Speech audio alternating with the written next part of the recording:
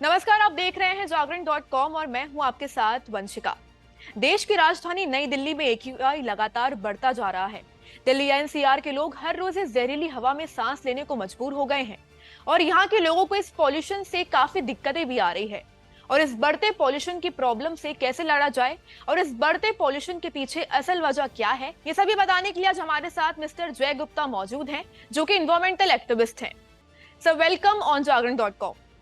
Sir, मेरा आपसे पहला क्वेश्चन ये है कि जो दिल्ली एनसीआर में पॉल्यूशन की ये जो दिक्कतें बढ़ती जा रही है, इसके पीछे की असल वजह क्या है? अगर मैं कल तक की बात करूं, ये सारे जो एमिशन से जितना प्रदूषण था वो लोकल था। आज पहला दिन है जब ये प्रदूषण में मतलब पराली जलने का जो जो विंड डायरेक्शन है वो कल बदली है नॉर्थ वेस्ट से। तो थोड़ा पराली का धुआं भी अब दिल्ली में आया है।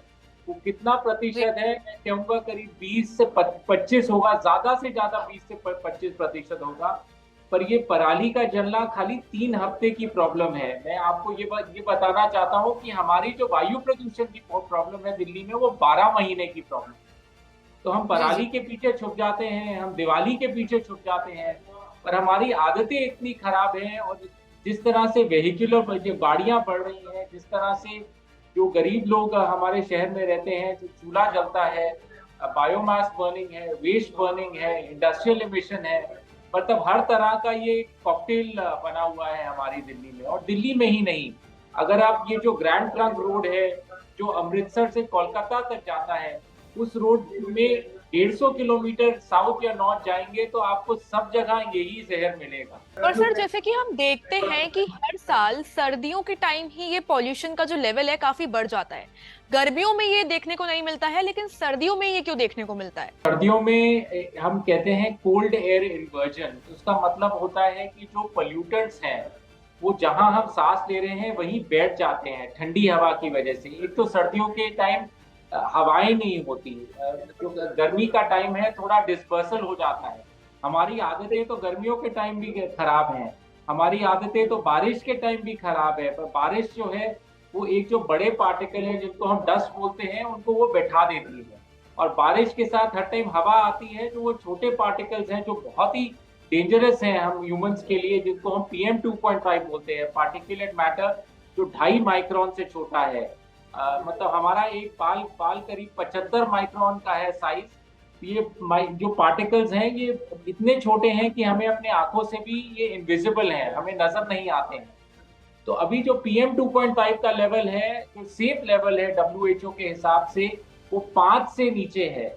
और आज दिल्ली का लेवल मतलब आप 400 लेके 1000 तक है आज दिल्ली का लेवल। तो 5 का जो लेवल होना चाहिए वो बढ़ के मतलब हम बात कर रहे हैं कि वो 20 से 50 गुना बढ़ा हुआ है जो सेफ लेवल है।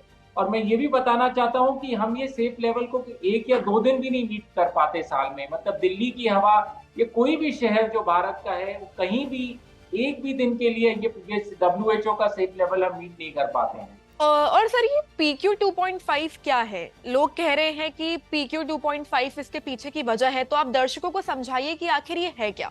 PM2.5 की बात कर रहा हूँ, पार्टिकुलेट मैटर, जो 2.5 माइक्रोन से छोटा है। ये अगर आपके कमरे में पंखा है, उस पंखे में आपको काला काला जो सुट देखते हैं जो जमा हो जाता है, थोड़ा सा आपके पंखे में इलेक्ट्रिक चार्ज होता है, या अपने किचन के एग्जॉस्ट में देखते हैं वो काला काला जो कार्बन का सुट है, वो जी। PM2.5 है। जो सुट कार्बन का ये धुआं होता है, जो मतलब आग आप जलाएंगे तो उससे जो धुआं निकलता है, तो पार्टिकल्स जो 2.5 माइक्रोन से छोटे हैं, ये हमारे लिए इसलिए जहर हैं क्योंकि हमारे जो नाक के बाल हैं, हमारा जो म्यूकस है, मेम्ब्रेन है, उसको डिफीट करके ये हमारे एयर पैसेज के थ्रू हमारे फेफड़ों में चले जाते हैं ये पार्टिकल्स। और इसीलिए कहते हैं कि दिल्ली की में बच्चों की भी स्मोकर्स की लंग्स है। अब हम देख रहे हैं कि 18 और 20 साल के बच्चों को भी, जिन्होंने आज तक सिगरेट नहीं पी है, उनको भी लंग कैंसर हो रहा है दिल्ली में। वो इसलिए हो रहा है क्योंकि चाहे वो मतलब कल बच्चा पैदा हुआ है, अगर कल कोई भी बच्चा पैदा हुआ है दिल्ली में, और मतलब हजारों होंगे, उस बच्चे ने अपने पहले दिन में 30 सिगरेटें फूकी हैं सिर्फ सांस लेके, क्योंकि ये PM2.5 है जो उसके फेफड़ों में जा रहा है। और फेफड़ों से एल्वियोलाई होता है, फेफड़ों में एल्वियोलाई से जो ऑक्सीजन जो हमारे खून में जाता है, उसी एल्वियोलाई से ये PM2.5 ये जो जहर है ये भी खून से सारे शरीर में फैलता है और सारे शरीर में ये फिर अलग अलग तरह की दिक्कतें करता है। जी सर, और ये जो पेड़ों को काटा जा रहा है, क्या ये भी पॉल्यूशन के पीछे की वजह है? कार्बन साइकिल जिसको हम कहते हैं कि एक तरह से आप प्रदूषण कर रहे हैं और पेड़ जो है वो एक तरह से कार्बन सिंक हैं जो कार्बन को अब्जॉर्ब करते हैं। जो पेड़ों का रोल है वो कार्बन को अब्जॉर्ब करके फोटोसिंथेसिस के थ्रू वो ऑक्सीजन रिलीज करता है। तो जी। हम अपने कार्बन बढ़ाए जा रहे हैं और जो सिंक हैं जो हमारे पेड़ हैं, ऐसा ही मैं इंटरव्यू कल इंडिया गेट से दे रहा था और वो सेंट्रल विस्टा की वजह से वहां तो कोई पेड़ ही बाकी नहीं रहे हैं। सारे जो बाकी भी रहे हैं वो भी पेड़ इतने दुखी और नंगे लग रहे थे। तो हम अपने कार्बन सिंक्स को खत्म करे जा रहे हैं। जैसे जैसे आबादी बढ़ रही है, ज्यादा ज्यादा जंगल खेती की जमीन बने जा रहा है और खेती की जमीन शहरों की जमीन बने जा रही है। तो जैसे जैसे हम पेड़ खत्म, ये इसको क्लाइमेट चेंज बोलते हैं। इसका एक और इम्पैक्ट है जो क्लाइमेट चेंज, जो हमारा तापमान बढ़े जा रहा है धरती का। तो ये क्लाइमेट चेंज और वायु प्रदूषण एक्चुअली उसका जड़ वही है कि आप अपनी एमिशंस, अपना फॉसिल फ्यूल पे यूसेज आप बढ़ाए जा रहे हैं, एमिशंस कार्बन की बढ़ाए जा रहे हैं और आबादी की वजह से आप पेड़ काटे जा रहे हैं। डेवलपमेंट के नाम पे आप हाईवेज बना रहे हैं, पेड़ काटे जा रहे हैं जो हमारा कार्बन सिंक है। तो एक वो जो कार्बन साइकिल है, जो एक इक्विलिब्रियम था, जो एक बैलेंस था, वो अब खत्म हो गया है। और सर मैं देख रही हूँ कि काफी टाइम से ये पॉल्यूशन की दिक्कतें बढ़ती जा रही है, पॉल्यूशन लगातार बढ़ता जा रहा है, और लेकिन दिल्ली एनसीआर में इसकी हालत सुधर क्यों नहीं रही है, बढ़ती ही क्यों जा रही है? इसके लिए मैं दोषी ठहराऊंगा दिल्ली के वोटर को, दिल्ली के जो निवासी हैं उनको। आप ऐसी सरकार लाइए दिल्ली में जो आपको लिख के अपने इलेक्शन मैनिफेस्टो में आपको लिख के आपको गारंटी दे कि अगर हम उनको वोट देंगे तो वो हमारी दिल्ली की हवा हम सफा करेंगे। क्योंकि जो हमारी लीडरशिप है वो खाली वोट बैंक पॉलिटिक्स समझती, उनको पावर में रहना है, कुछ भी प्रॉमिस करके पावर में रहना है। अब 2020 में अरविंद केजरीवाल जी ने भी हमें प्रॉमिस किया था, वायदा किया था कि आप मेरे को इलेक्ट करिए, मैं दिल्ली की हवा सफा करूंगा। पर झूठे हैं, मतलब सब हेडलाइंस मीडिया की मैनेज कर रहे हैं, कुछ काम नहीं किया है। जब मतलब हवा चलती है और प्रदूषण कम हो जाता है तो क्रेडिट ले लेते हैं कि हमने दिल्ली की हवा सफा कर दी। अब देख लीजिए क्या हालात हैं, और ये हालात तो मतलब ये मार्च और अप्रैल तक रहेंगे। मतलब 120-50 दिन हम इसी हवा में बैठेंगे, चाहे वो 400 नहीं तो 200 हो जाएगा, 250 हो जाएगा, 300 हो जाएगा। पर मेरे को नहीं लगता कि मतलब मार्च के एंड तक या अप्रैल तक ये हवा कुछ इम्प्रूव होगी। और सर ये जो जहरीला पॉल्यूशन है, इससे लोगों को क्या क्या बीमारी हो सकती है? जो शुरुआत होती है वो आपकी आंखों में जलन होगी, आपको सर दर्द होएगा, आपकी नाक बहेगी, आपको एक सीटी जैसी आपके एयर पैसेज जो है थोड़ा बंद होने लग जाएंगे, तो थोड़ा सांस लेने में थोड़ा डिफिकल्टी होगी। जो रेस्पिरेटरी प्रॉब्लम्स होती हैं जिसको हम एक वीजिंग कहते हैं, उसकी भी दिक्कत होगी। अस्थमा के लोगों को मतलब और भी ज्यादा दिक्कत होगी, बिकॉज ये तो इमीडिएटली अस्थमा के लोग इस चीज को रिएक्ट करेंगे। तो ये तो अर्ली साइंस हैं, ये जो पहले जो चीजें होती हैं आपको health effect of air pollution. जो धीरे धीरे चीजें आपके शरीर में होती हैं वो है diabetes, hypertension, infertility, heart disease, depression. मतलब आप देखिए कि हर साल दिवाली के टाइम जब माहौल मतलब पॉजिटिव होना चाहिए, हमारा माहौल तो नेगेटिव होता है। मतलब मेरे को तो कोई दिवाली पार्टी में बुला ले तो मेरे को टेंशन हो जाती है कि मैं पार्टी में जाऊंगा और अगले दिन मैं नेब्यूलाइजर पे होऊंगा, स्टेरॉइड लेना पड़ेगा, शरीर में डालना पड़ेगा सेहत ठीक करने के लिए। और सर इस पॉल्यूशन से लोगों को सांस लेने में काफी दिक्कतें, काफी परेशानियों का सामना करना पड़ रहा है, उससे बचने के लिए लोग क्या कर सकते हैं? देखिए, नंबर 1 सोल्यूशन है मास्क। और मास्क में सबसे जरूरी है कि मतलब वो बिल्कुल वेल फिटेड होना चाहिए, वो बिल्कुल आपके फेस पे ऐसे बैठना चाहिए कि जब आप सांस अंदर ले रहे हैं तो सारी हवा फिल्टर के थ्रू आए। क्या फिल्टर मास्क में है वो भी बहुत इंपॉर्टेंट है।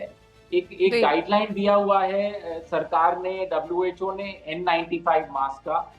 ये जो मास्क मैंने पहना हुआ है इसमें तो नैनो फाइबर का फिल्टर है। ये N95 नहीं है, N99 मास्क है और रियूजेबल मास्क है, बिकॉज नैनो फाइबर को आप धो भी सकते हैं। जी। तो आप मास्क पहनिए। मास्क में एक तो फिट बिल्कुल बहुत अच्छा होना चाहिए, अलग अलग साइज के मास्क आते हैं ताकि आप बिल्कुल ढंग का फिट देख सकें। नंबर 2, वो क्या फिल्टर कर रहा है उसकी आप सर्टिफिकेशन देखिए। जितना छोटा पार्टिकल वो फिल्टर कर रहा है उतना ज्यादा बढ़िया है। जैसे नैनो फाइबर में इसलिए यूज करता हूँ कि ये 0.1 माइक्रोन तक फिल्टर करता है, 99% एफिशिएंसी के साथ। दूसरा, एयर प्योरीफायर। अगर आपको कोई किसी तरह की दिक्कत है तो एयर प्योरीफायर लगाना जरूरी है। जी। मतलब मेरे को बहुत दुख हो रहा है मैं ये बोल रहा हूँ, पर क्योंकि महंगी चीज है और सब अफोर्ड भी नहीं कर सकते। पर सबसे इम्पोर्टेंट चीज है कि ये डेटा जो है AQI का, ये मुफ्त है। बहुत सी एप्स हैं, आप डेटा देख सकते हैं। अपना जो दिन है, अगर आपको घूमने का शौक है, अगर आपको भागने का, साइकिल चलाने का शौक है, तो दिन में जो सबसे गर्म टाइम है 2 से 5:30 बजे का दोपहर को, उस टाइम प्लानिंग करिए। अगर आप सुबह दौड़ेंगे या सुबह भागेंगे, मतलब मैं तो बोल बोल के मैं थक गया हूँ सारे दिल्ली वालों को कि जो सुबह 7 से 9 बजे, 7 से 10 बजे सबसे जहरीली हवा है। अपने बच्चों को अगर आप स्कूल भेज रहे हैं तो उनको मास्क पहना के भेजिए, उनको मास्क बिना मत भेजिए। और सुबह तो बिल्कुल ही कोई भागना, दौड़ना, साइकिल चलाना, किसी भी तरह की एक्टिविटी बिल्कुल मैं एडवाइज नहीं करता हूँ अभी। प्रदूषण से दिल्ली एनसीआर की जनता को कब राहत मिलेगी, क्योंकि कहा जा रहा है कि आने वाले दिन और भी क्रिटिकल होने वाले हैं। तो क्या लगता है कब तक ये दिल्ली एनसीआर पॉल्यूशन फ्री, कब तक ये पॉल्यूशन कम होगा? पोल्यूशन फ्री का डेफिनेशन क्या है या राहत का क्या डेफिनेशन है? देखिए, मेरे को अस्थमा है और जब तक ये AQI 100 से कम नहीं होएगा मेरे को रिलीफ नहीं है। और वो 100 से कम खाली बारिश के मौसम में होता है। जी। तो बारिश का मौसम अभी जुलाई में आएगा, तो तब तक मेरे को तो कोई राहत नजर नहीं आ रही। अब जुलाई में आप ही कैलकुलेशन कर लीजिए, 8 से 9 महीने हैं। और सर, आपको क्या लगता है दिल्ली एनसीआर में इस पॉल्यूशन की वजह से लॉकडाउन लगेगा या नहीं? लॉकडाउन एक बहुत सीरियस स्टेप होता है, पर मेरे ख्याल से इनको सारी प्राइवेट गाड़ियां बंद कर देनी चाहिए और सारा पब्लिक ट्रांसपोर्टेशन फ्री कर देना चाहिए। अगर इस सरकार में थोड़ी सी भी मतलब इंटेलिजेंस है, they have to incentivise good behaviour and penalise bad behaviour. तो किसी भी बिहेवियर से जिससे प्रदूषण होता है उसको आपको immediately as an emergency response बंद करना पड़ेगा। तो इन कार फ्री जोन्स बनाने चाहिए। जो शहरों के जैसे कनॉट प्लेस, खान मार्केट ऐसे एरियाज हैं, वहाँ बिल्कुल गाड़ी अलाउ नहीं होना चाहिए। पार्क्स के आसपास गाड़ियां अलाउ नहीं होनी चाहिए। स्कूल्स के आसपास बिल्कुल गाड़ियां अलाउ नहीं होनी चाहिए। मैंडेटरी करना चाहिए कि आपको स्कूल, अगर अपने बच्चे को स्कूल भेजना है तो उसको बस में भेजो, नहीं तो उसको मत मत भेजो। मतलब we have to become sensible. मतलब वही बेवकूफियां जो हम करे जा रहे हैं वही हम करते रहेंगे और हम सोच रहे हैं कि हमें राहत मिल जाएगी, रिलीफ मिल जाएगा। वो नहीं होगा। ये कोई जादू नहीं है कि एकदम से हवा आ जाएगी या बारिश आ जाएगी। शायद आ भी जाए, शायद एकदम से हवा आ भी जाएगी या बारिश आ भी जाएगी, पर वो 1-2 दिन के लिए आएगी। उसके बाद फिर हम इस शहर में बैठे हो। आशा करती हूँ कि जो आपने बताया है दर्शकों को, वो इस चीज को फॉलो करेंगे। और मैं ये भी आशा करती हूँ कि दिल्ली एनसीआर और आसपास के एरिया जल्दी पॉल्यूशन फ्री हो, जल्दी यहाँ पे प्रदूषण की जो समस्याएं हैं वो कम हो और AQI जल्दी कम हो। थैंक यू सो मच जागरण.com के साथ जुड़ने के लिए।